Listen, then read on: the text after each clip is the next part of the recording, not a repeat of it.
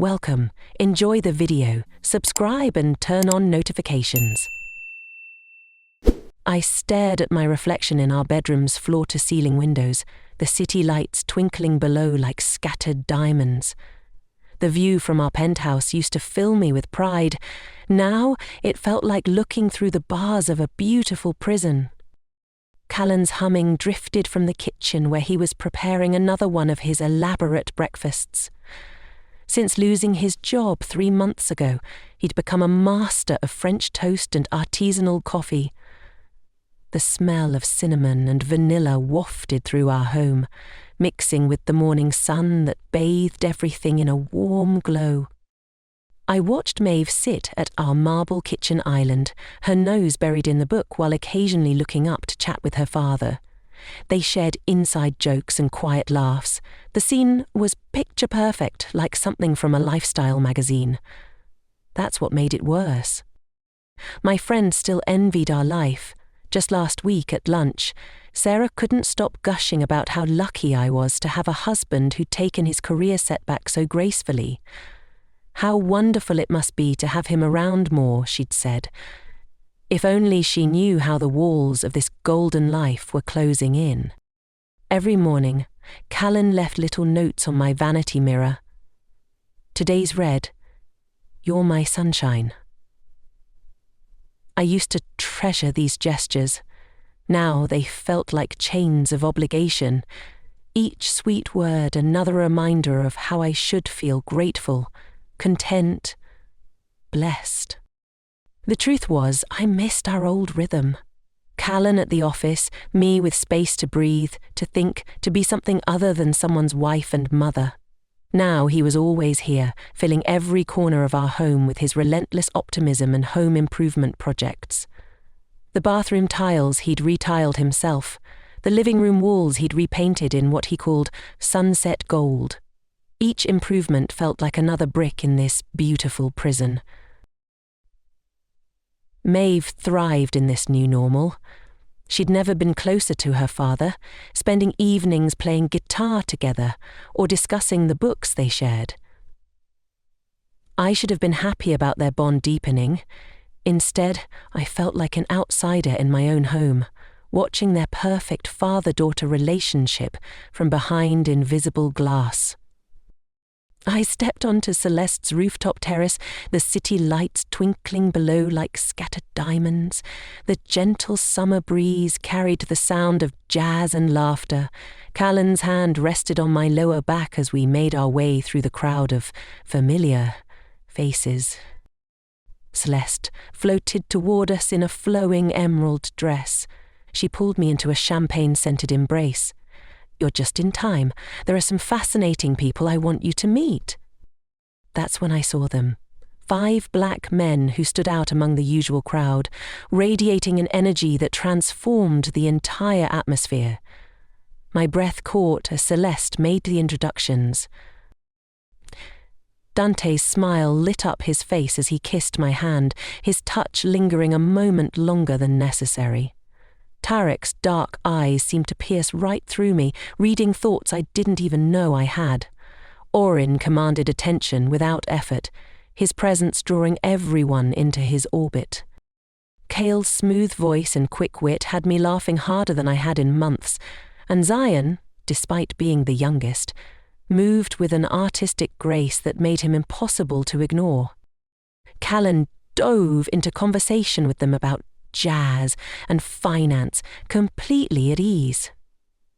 I watched him bond with them, especially Dante, over their shared love of Miles Davis.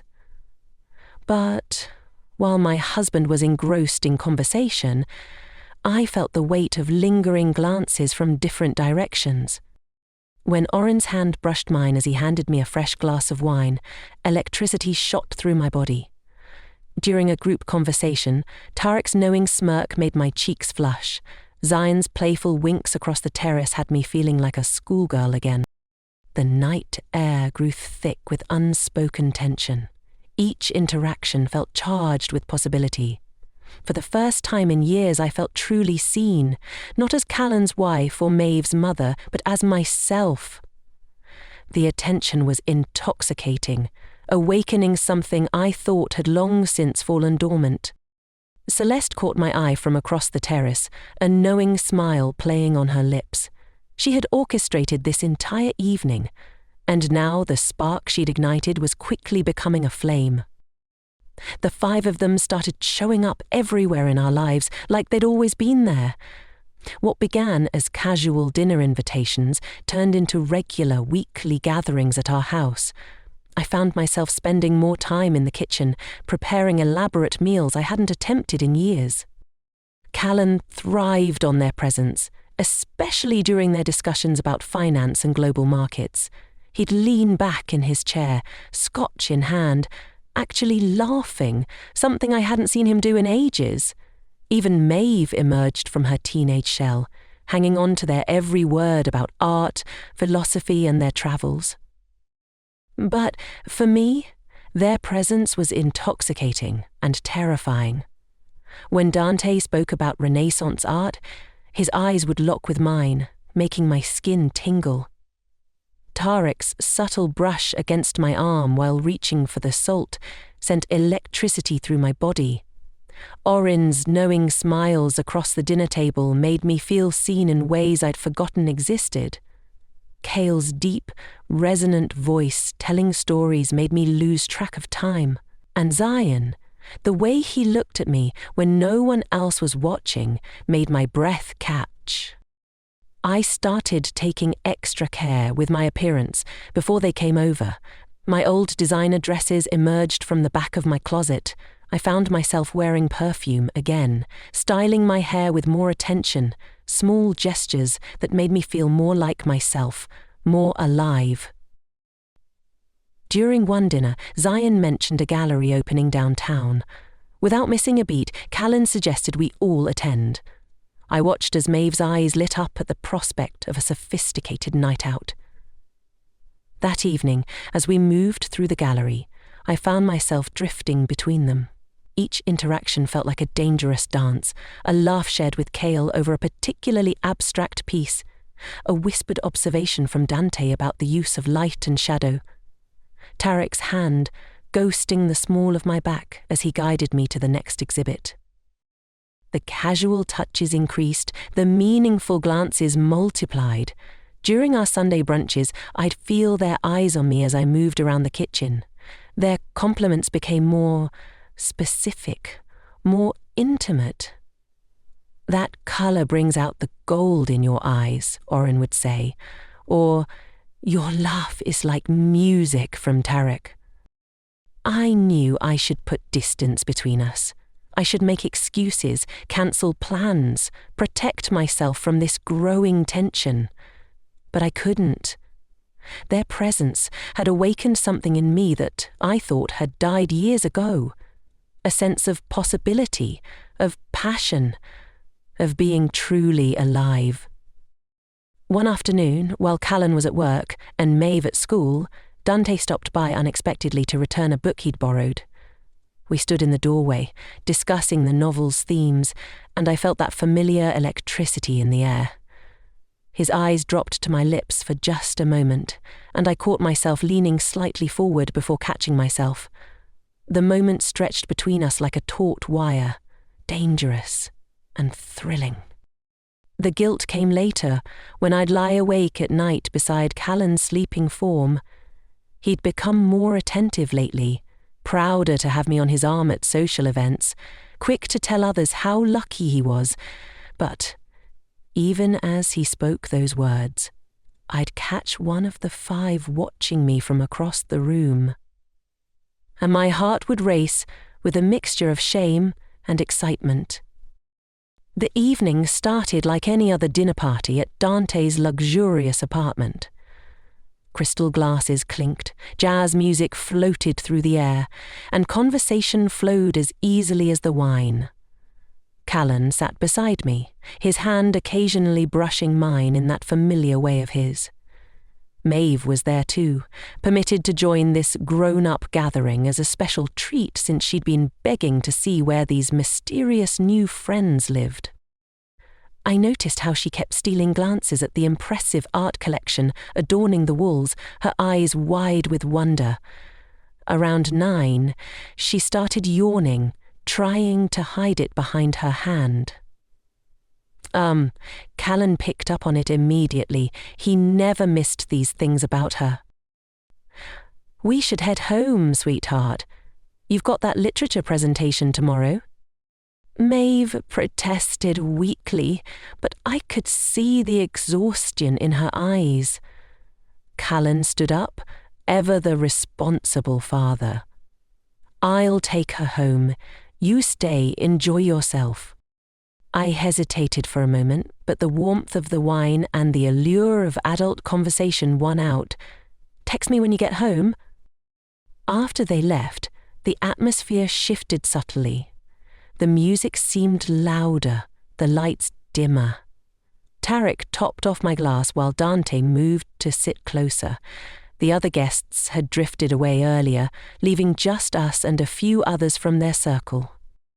Orin's fingers brushed my shoulder as he passed behind my chair. Every touch felt charged, deliberate. The conversation turned intimate, voices dropping to murmurs. I found myself leaning in, drawn by their magnetic presence. Dante's knee pressed against mine under the table. Tarek's hand rested on the back of my chair, fingers occasionally grazing my bare shoulder. The room felt electric with unspoken tension. Orin was the one who finally bridged the gap. He leaned in, his lips meeting mine with a gentleness that belied the intensity in his eyes. The kiss was soft, questioning, but it sent electricity through my entire body. Before I could process it, Dante's lips replaced his, more demanding, while Tarek's fingers traced patterns on my neck. My head spun, not from the wine, but from the headiness of being wanted so completely, so urgently. Their touches were reverent, passionate, awakening something I'd thought long dormant. When I finally gathered myself enough to leave, my lips were swollen, my heart racing. Standing in the elevator, I touched my fingers to my mouth, still feeling the ghost of their kisses. The weight of what just happened settled over me like a heavy cloak. There was no going back from this moment, this choice. I'd crossed a line that would forever divide my life into before and after. I never expected to become so adept at lying. The excuses flowed seamlessly now. Another charity meeting, a late yoga class, volunteer work at the women's shelter. Each fabrication tasted less bitter on my tongue as time went on. Callan's trusting smile only made it easier. He'd kiss my cheek, tell me how proud he was of my community involvement, completely unaware that I was headed to the beach house on the outskirts of town. The first time had been unplanned. A chance encounter with Dante at an art gallery led to drinks, which led to whispered promises and electric touches. But one encounter became 2, then 3, until I found myself entangled with all of them. Tarek's intensity, Orin's gentleness, Kale's passion, Zion's playfulness, each one filled a different void I hadn't even known existed. Their beach house became my sanctuary. The modern glass structure perched above the shoreline held our secrets within its walls. I'd arrive under the pretense of a morning yoga class, my athletic wear a perfect alibi. The sound of waves crashing against the rocks below would drown out my gasps as hands pulled me inside, multiple sets of eyes drinking me in hungrily. Power, that's what I felt there. In my normal life, I was Lyra the perfect wife, Lyra the devoted mother, Lyra who organised charity galas and never had a hair out of place. But here, I commanded the attention of 5 extraordinary men. They worshipped me, desired me, made me feel alive in ways I'd forgotten were possible. I started taking more risks. Lunch meetings stretched into afternoon trysts. Quick coffee dates evolved into hours spent tangled in sheets.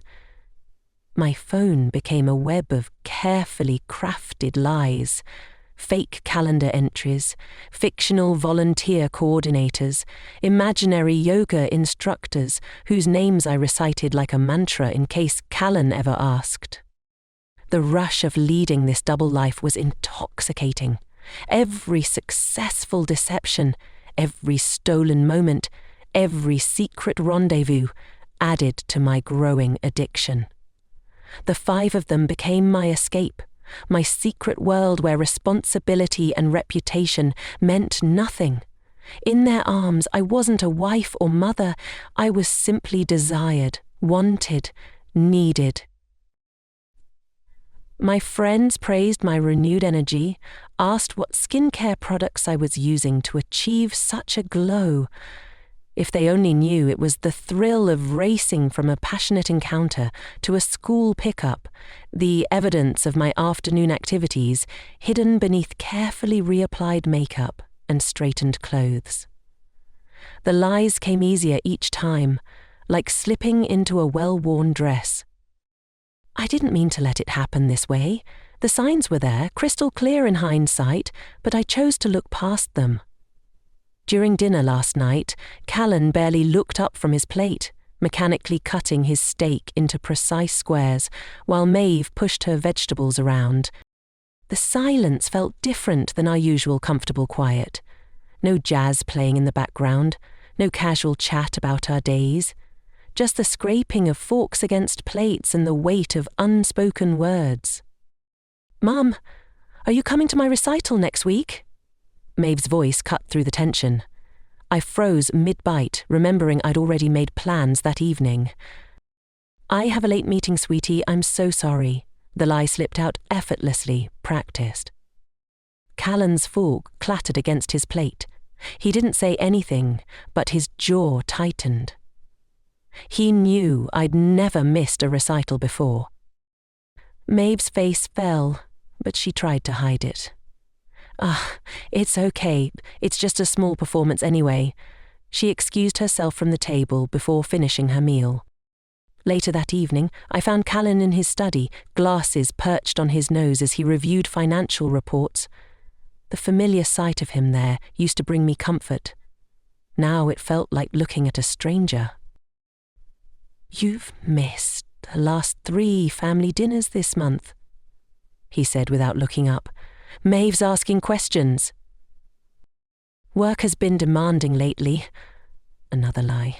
They came so easily now. "Is that what we're calling it?" His voice carried an edge I'd never heard before. When he finally met my eyes, the hurt there made my chest tight. My phone buzzed in my pocket. I ignored it, but Callan noticed. He always noticed now. The distance between us stretched wider with each passing day, and I was the one holding the measuring tape. That night, Maeve's music drifted down the hallway, melancholic piano notes that seemed to echo the mood of our house. I stood outside her door, hand raised to knock, but stopped myself. What would I say? How could I explain something I barely understood myself? The house felt like it was filling with smoke. Choking, suffocating, but invisible. We all felt it, moved through it, pretended not to see it. Callan retreated further into his routines. May spent more time in her room. And I kept checking my phone, planning my escapes, convincing myself I could keep these separate lives from colliding.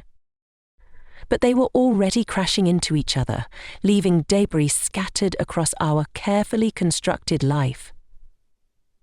The evidence was in Callan's cold shoulder, in Maeve's disappointed eyes, in the growing stack of lies I told to cover my absences.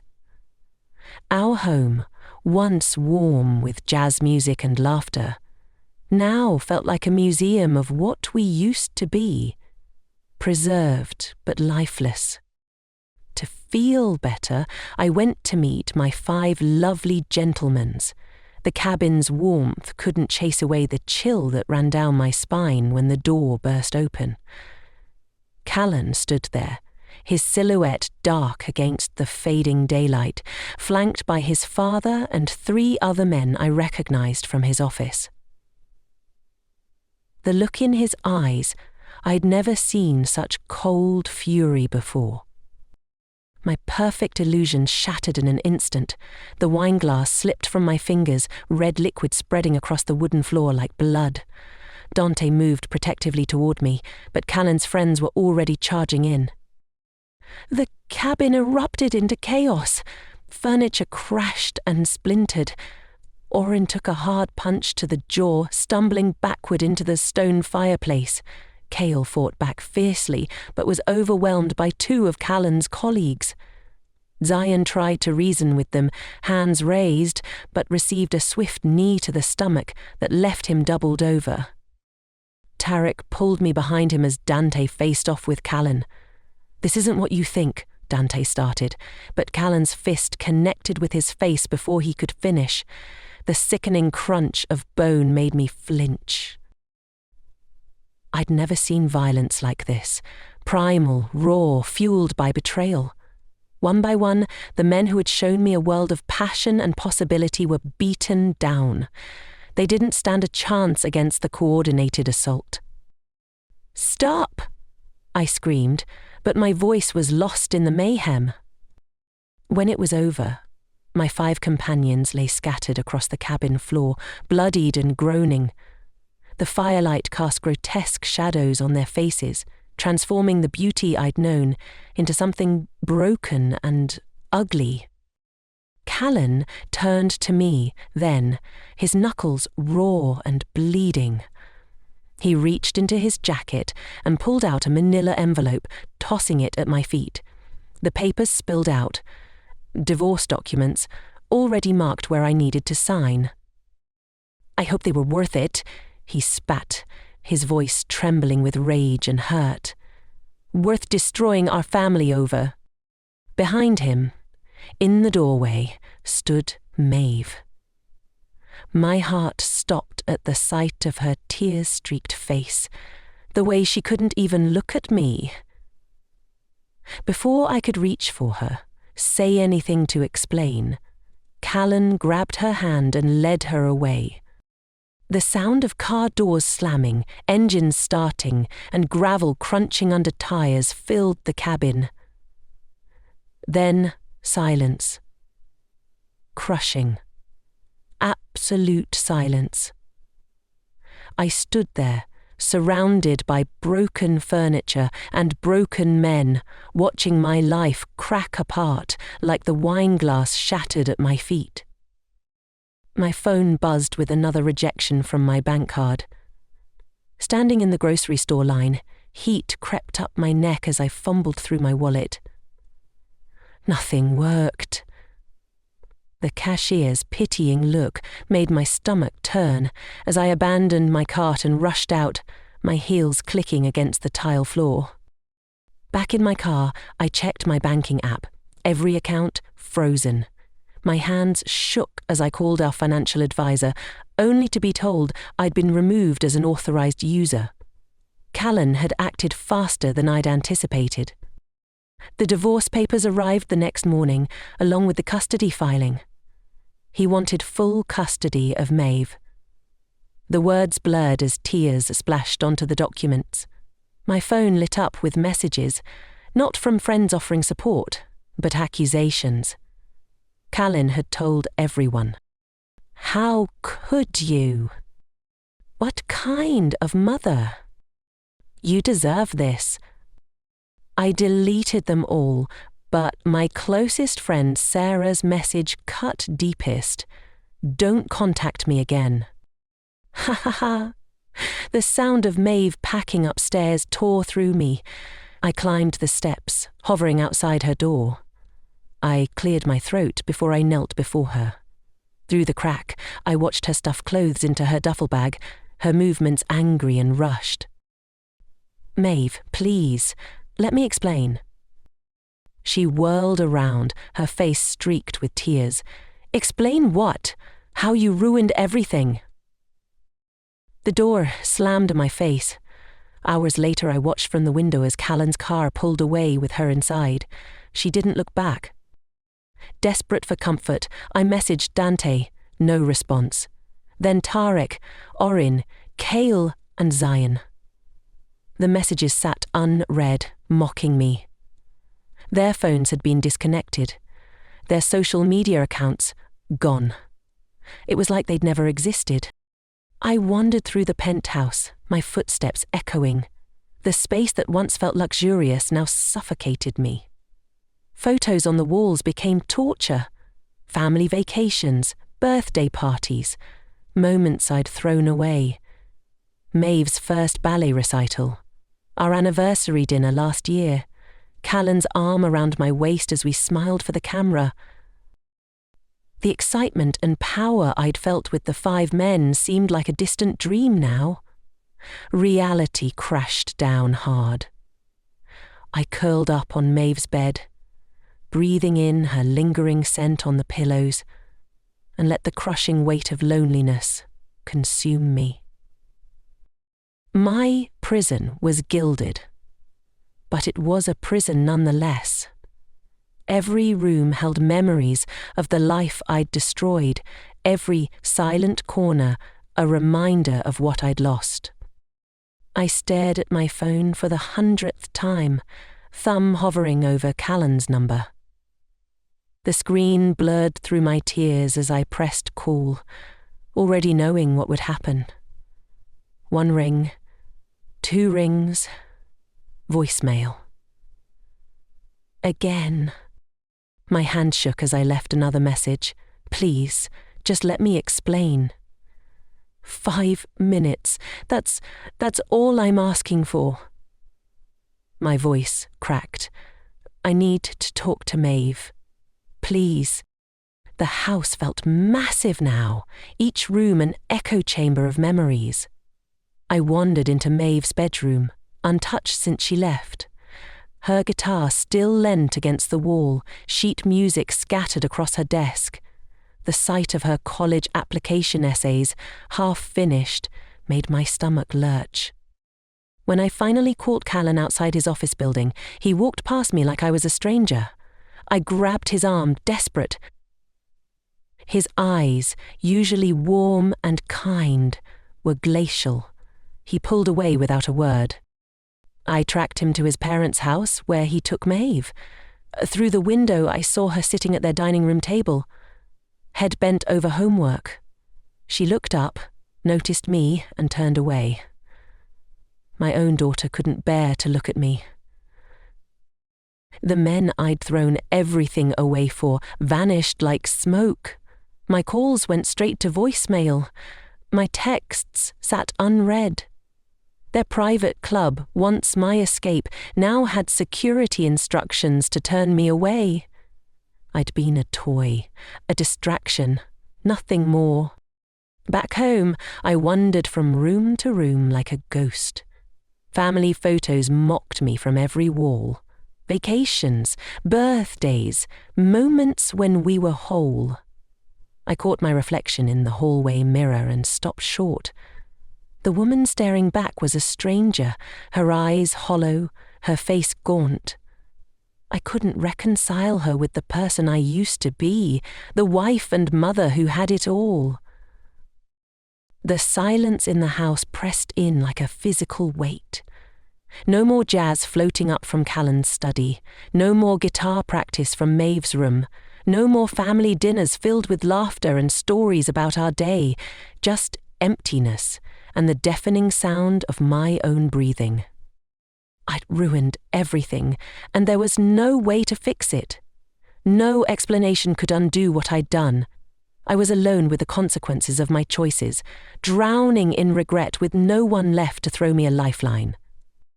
Sitting in the darkness of my empty living room, the weight of everything finally crashed down on me. The house that once echoed with Maeve's laughter and Callan's soft jazz music now felt like a mausoleum of my mistakes.